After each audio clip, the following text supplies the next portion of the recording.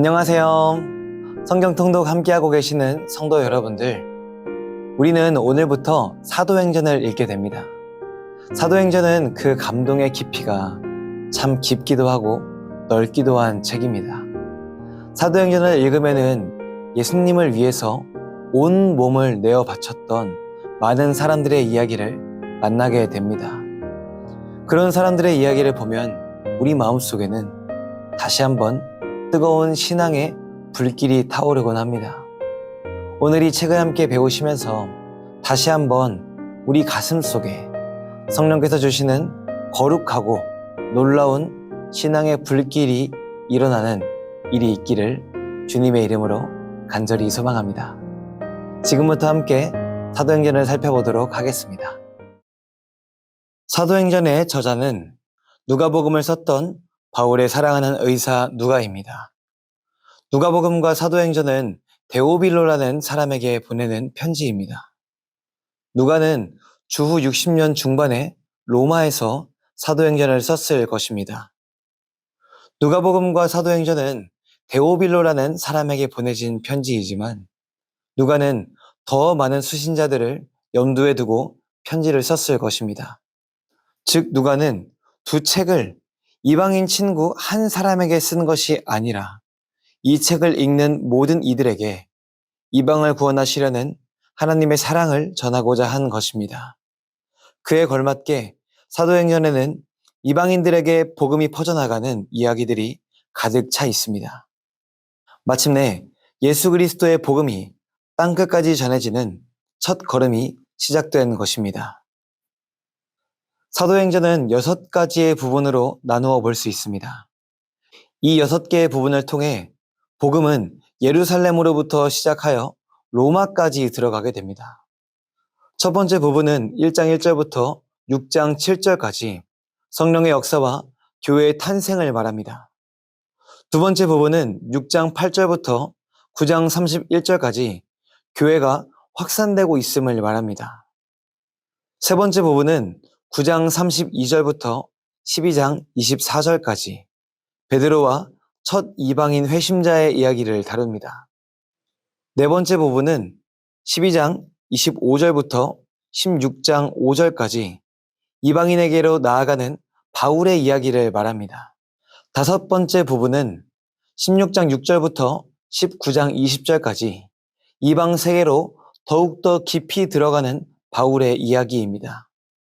마지막 여섯 번째 부분은 19장 21절부터 28장 31절까지 로마를 향해 나아가는 바울의 이야기입니다. 첫 번째 부분부터 살펴보겠습니다. 누가는 먼저 성령의 역사와 이로 인해 일어난 예루살렘 초대교회의 사건들을 말합니다. 베드로가 성전에서 걷지 못하던 사람을 고치자 사내들인 공회에 노골적인 반대가 일어납니다. 그런데도 제자들은 이에 아랑곳하지 않고 복음을 전합니다. 중간에 아나니아와 삽비라의 죽음 이야기도 있었지만 누가가 이 부분을 통해 말하고 싶은 것은 공회의 반대에도 담대했던 제자들의 용기와 말씀이 점점 왕성해졌다는 사실입니다. 두 번째 부분은 교회가 점점 확산되는 이야기입니다. 이 부분은 스데반의 순교로 시작합니다. 스데반의 대담한 설교로 인해 초대교회는 사내들인 공회에 직접적인 박해를 받기 시작했고 사도들을 제외한 제자들은 예루살렘 밖으로 흩어집니다. 그러나 박해는 교회의 확산을 막지 못했습니다. 흩어진 사람들은 흩어진 곳에서 복음을 전했습니다. 빌립은 사마리아에 복음을 전했고 광야길에서 에디오피아 여왕의 신하를 만나 말씀을 풀어준 다음 세례를 주기도 합니다. 또한 이 본문에서 그리스도인들을 핍박하던 사울이 회심을 합니다. 이처럼 교회는 박해를 당했지만 하나님은 그 악을 선으로 바꾸셔서 복음이 이 땅 가운데 가득해지는 역사를 이뤄가고 계셨던 것입니다. 세 번째 부분은 베드로와 첫 이방인 회심자의 이야기입니다. 첫 이방인 회심자는 바로 가이사랴의 이달리아 부대의 백부장 고넬료입니다. 베드로는 하나님께서 주시는 환상 후에 고넬료라는 사람을 만나게 되었고 그에게 세례를 주는 것이 하나님의 뜻임을 알게 되었습니다. 이에 고넬료는 성령의 역사를 체험하였고 이를 본 베드로는 하나님께서 이방인을 교회로 받아들이셨다는 사실을 인정하게 됩니다. 베드로의 증언은 예루살렘에 있던 많은 교인들에게도 확신을 주었습니다. 바로 하나님께서 이방인들에게도 성령을 주시고 그들을 구원하신다는 확신이었습니다. 이후 안디옥에서 예수님을 영접한 사람들이 그리스도인이라 불리는 사건이 이어지고 누가는 하나님의 말씀이 흥왕하여 더하니라 라는 말로 이 부분을 맺습니다. 네 번째 부분은 이방인에게 나아가는 바울의 이야기입니다. 바울은 이 부분에서 바나바 그리고 마가 요한과 함께 첫 번째 전도 여행을 떠납니다. 바울과 일행들은 구부로 비시디아 안디옥, 이고니온, 루스드라, 더베를 거쳐 안디옥으로 돌아옵니다. 바울이 이방인에게 복음을 전했다는 소식이 알려지자 예루살렘에서는 심각한 논쟁이 벌어집니다. 바로 이방인들에게도 율법을 지키게 해야 하는가에 대한 논쟁이었습니다. 결국 예루살렘 회의는 이방인들에게 율법의 짐을 지우지 않는다라는 결론을 내는데 이것이 후에 있을 교회의 사역과 성격을 규정짓습니다. 이후 바울은 다시 전도 여행을 가려고 하는데 마가 요한과는 같이 가지 않으려 합니다. 그가 첫 번째 전도 여행에서 중도 이탈을 했기 때문입니다. 하지만 바나바는 마가 요한을 데리고 가자고 말합니다.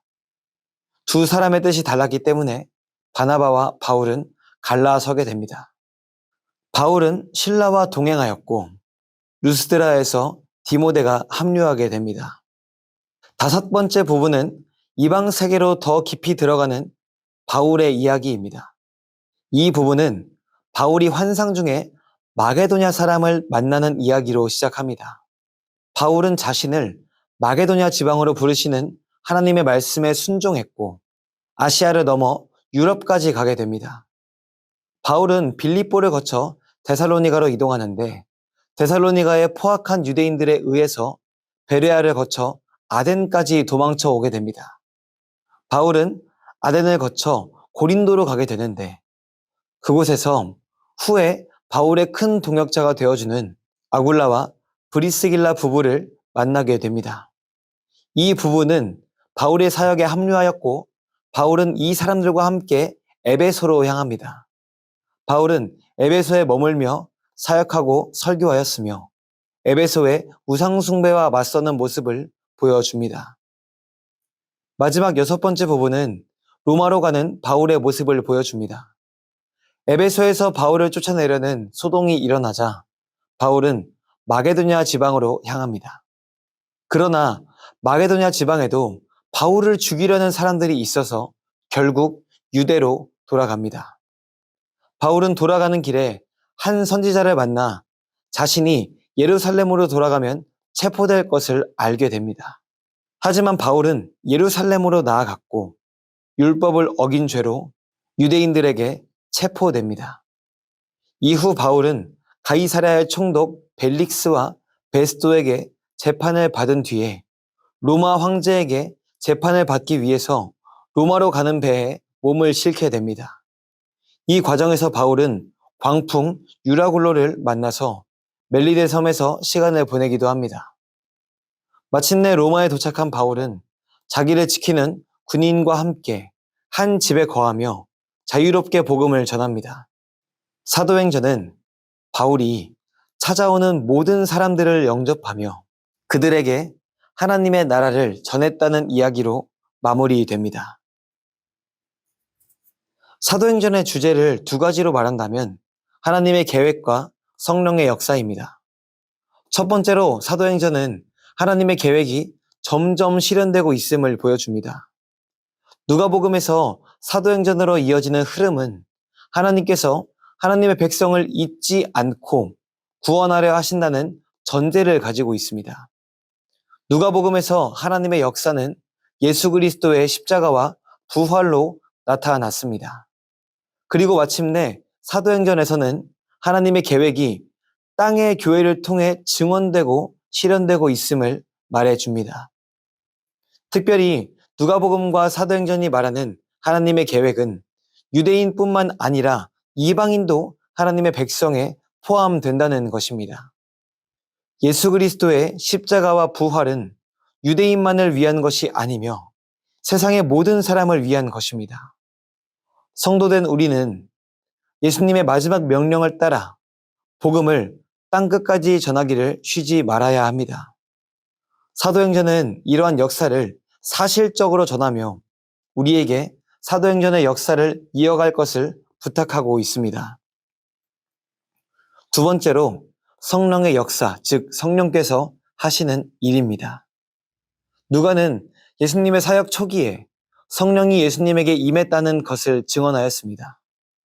이 성령은 초대교회의 제자들에게도 임했고 성령의 능력을 받은 사람들은 더 이상 세상 권세에 주눅들지 않게 되었습니다. 성령을 받은 제자들은 밖으로 나와 복음을 전하고 기적을 베풀었으며 사람들을 치유합니다. 이러한 역사는 사도행전 곳곳에서 일어납니다. 베드로의 오순절 설교를 듣고 반응한 사람들, 빌립의 전도로 회심한 사마리아 사람들, 베드로에게 세례를 받고 성령을 받은 고넬료와 가족들 등 성령의 역사로 인해 사람이 변화하는 이야기는 사도행전에 가득 차 있습니다. 이처럼 하나님의 영, 성령은 우리 가운데 새로운 힘과 새로운 마음을 주십니다. 우리는 성령을 힘입어야만 예수 그리스도를 담대히 전할 수 있으며 세상을 치유하는 성도가 될 수 있습니다. 사도행전은 성령의 역사, 성령의 하시는 일이 가득합니다. 우리도 그 역사를 기대하는 마음으로 살아가야 하겠습니다. 사도행전은 사도의 역사가 아닙니다. 성령께서 전부 이루신 성령 행전입니다. 성령께서 모든 것을 하셨다. 이 고백이 우리의 고백이 되기를 원합니다.